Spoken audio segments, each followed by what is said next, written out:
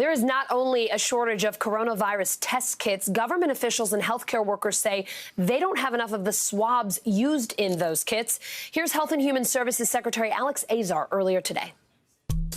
We were getting calls from governors saying, we don't have swabs, there are no swabs, there are no swabs. Our supply people went in the open marketplace and bought 200,000 swabs in the open market, and I just sent a letter to every governor sending them swabs. Puritan Medical Products is one of the largest U.S. manufacturers of those specialized swabs. NBC News Now's Alexa Lioto spoke with Timothy Templett, the Executive Vice President of Global Sales.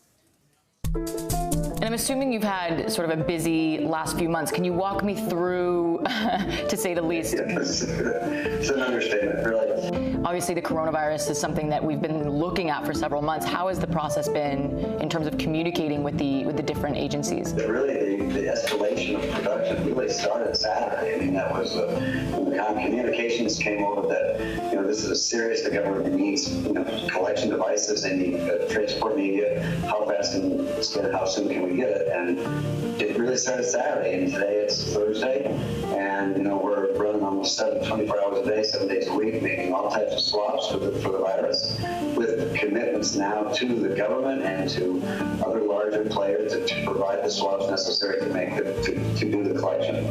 I mean, just Saturday, certain cities across the country were already contemplating lockdowns and were already banning gatherings. Would you have imagined that they would have come to you earlier? I can't answer that. I mean, for us, because we are such a large supplier of swabs for many different industries, we have all types of orders in-house. The orders escalated.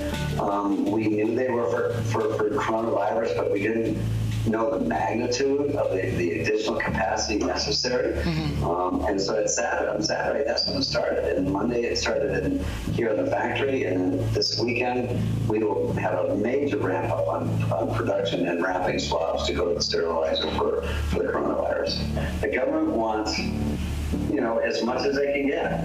And I think that it's as a U.S.-based manufacturer, we are obliged to accommodate them, but we're also obliged to maintain supplies to the other industries that are using, other laboratories that are testing for the coronavirus. Because LabCorp and Quest are the major drivers, but there are a lot of other smaller laboratories that are still doing testing who are clamoring for supplies through distribution. Do you feel confident that your company can meet the demand? To meet the future demand for the country and the world, we need additional production. We can keep up now to some degree, but if this thing continues on and the government wants to have a lot of stockpiles and we start supplying the world, more so than we have today, we need some different equipment, some newer equipment, a little bit larger facility, which we can do that. It has not been needed today. So now you're looking at in the future, say, well, how are you going to manage that? I mean, if the government wants you to have more production and they're committed to you, then you take those numbers and you say, okay, we're going to go ahead and we're going to create more equipment and we're going to make more swabs. Are you concerned or are you worried from a business perspective that ultimately you'll be left with the ability to produce all of this and you will have invested in so much equipment, but it actually won't be necessary in the future?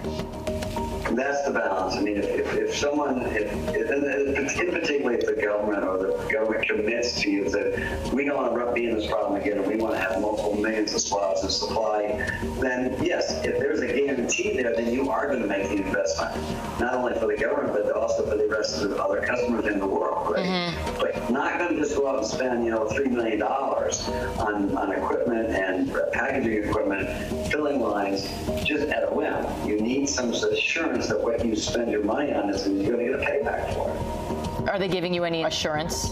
There's discussion about that. I wouldn't put it that way. There's discussion about the future, and we're all ears and we're right with them in lockstep. And, right.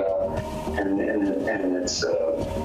it's a very fluid discussion. Let's put it that way. We've reached out to the FDA and HHS for comment and have not yet heard back. We will keep you posted.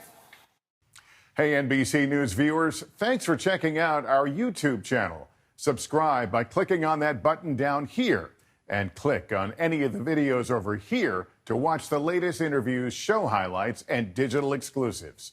Thanks for watching.